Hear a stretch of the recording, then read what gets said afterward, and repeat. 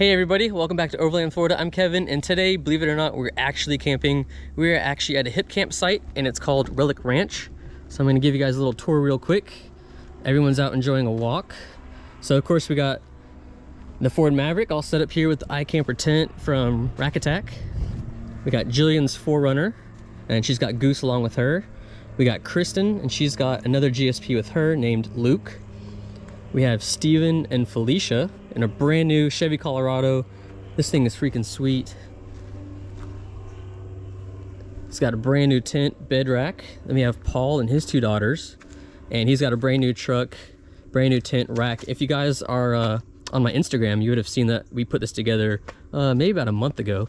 So I actually booked this site through an app called HipCamp, and this is like my second or third time using it, and it's really nice being able to message the owners of the property, tell them your situation.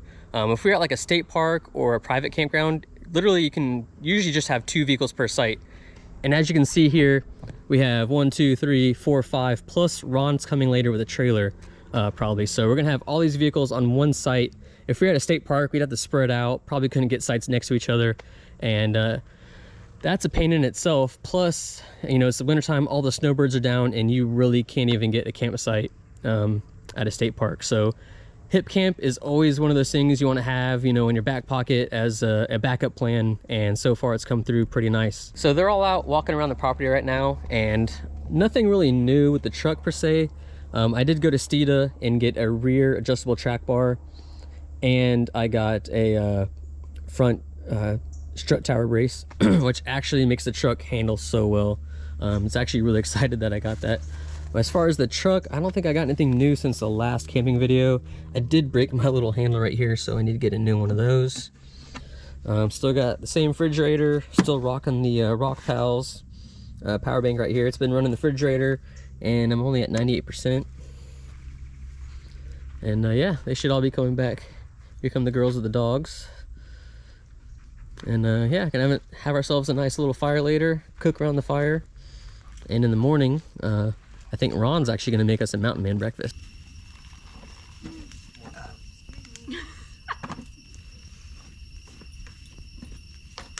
So tonight for dinner, it's gonna be really simple. We got some loaded baked mashed potatoes, a couple bags of those. We got a couple bags of the Cracker Barrel macaroni.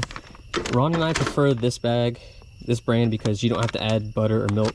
Everything's self-contained in the bag. And we got a good fire going now. Goose is helping out with some firewood for us. He's making kindling wood. And in the refrigerator, we got some pork right here. We got 2 different flavors. We got some roasted garlic herb.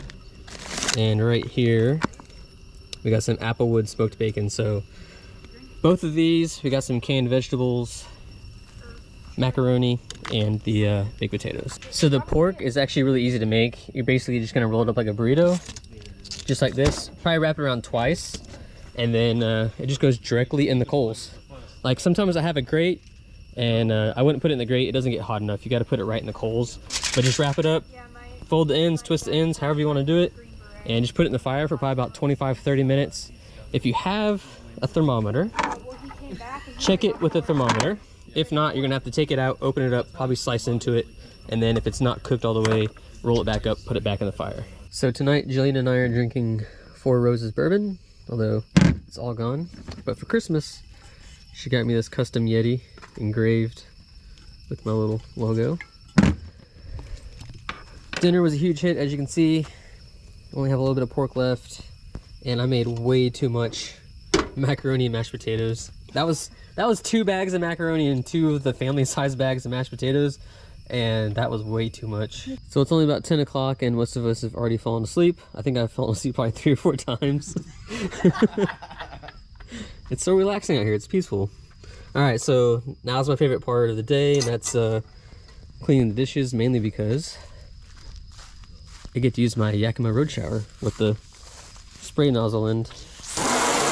So a lot of pressure, and it's really easy to clean the dishes and wash stuff up whenever you're camping.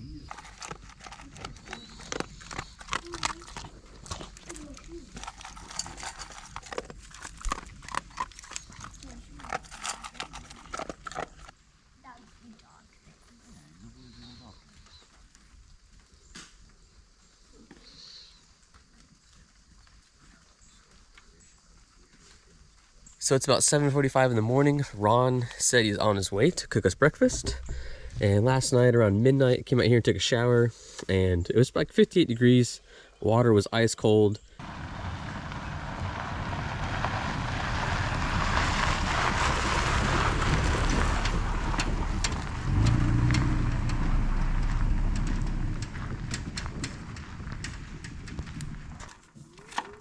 So Ron is starting to cut up the potatoes. We're making a mountain man breakfast. We got the potatoes, sausage, bacon, some eggs, and then we got some cheese to sprinkle along the top of it. And we're gonna make this whole meal in my large Dutch oven right here. Not only does this place look like a jungle, and especially with the fog and the woodpeckers and everything, there's actually dinosaurs out here. I've only been able to find 2. I don't know how many are out here. Oh, I was trying to do the one-handed break. I didn't do it. Oh, these eggs are frozen. That's why. It's a weird concept. Frozen eggs.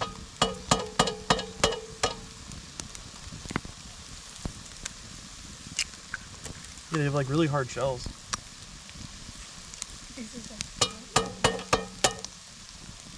How'd you break one of these eggs, Kevin?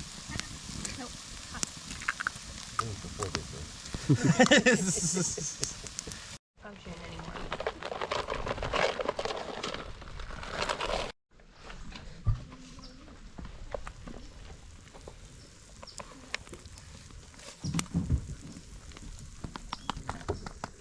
So we just wrapped up breakfast. It was delicious from Chef Ron himself. And we're all packed up, cleaned up everything, put the fire out. And the good thing about this campground is it is right next to the Apopka Wildlife Drive, which is a 15-mile loop that you can drive your car on. They also have bicycle trails and walking paths. So that borders this this campsite right here. So we're all gonna head out. We're gonna do the wildlife drive and see if we can see some really large alligators. It is so beautiful out this morning because it's foggy. There's quite a bit of traffic for New Year's Eve. But we've seen some alligators swimming, some birds, a lot of birds actually.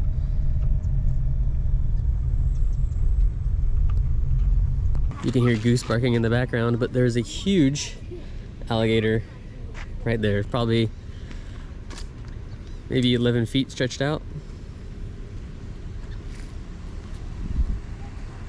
Here's Ron's Tacoma. Probably looks a little familiar. And Paul's F-150. Stevens, Colorado.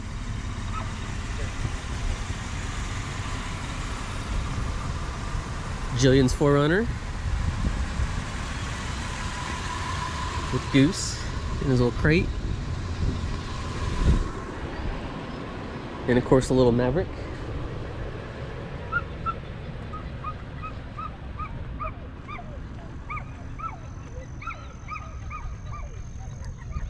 Minus goose barking, you hear so many different birds out here.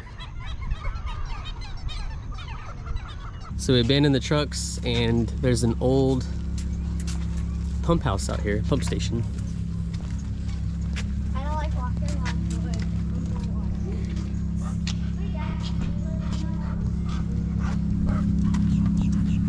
Mr. Goose breathing in the background.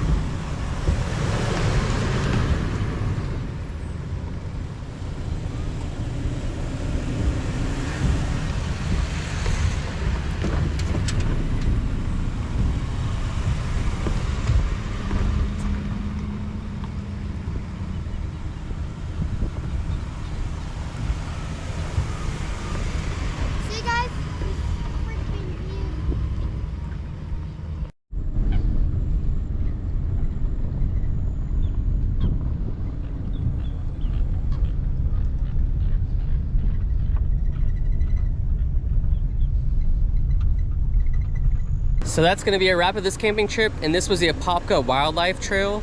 It's actually a drive-on trail. It's 15 miles, and you see all kinds of alligators, wildlife. It's fun for kids, and you can take any kind of vehicle you want on it. Jillian and I are gonna go camping now that we finally have some free time, and it's January. Tomorrow's January 1st. Once hunting season is done, probably like January 9th, I think some zones in Ocala open. We're gonna try to camp like twice a week in Ocala once hunting season's done. So that'll be pretty exciting. Some more videos of camping. I know the boating and the Maverick videos probably get kind of old for people that are just here for the camping videos, but camping season is upon us. Thanks everybody for watching.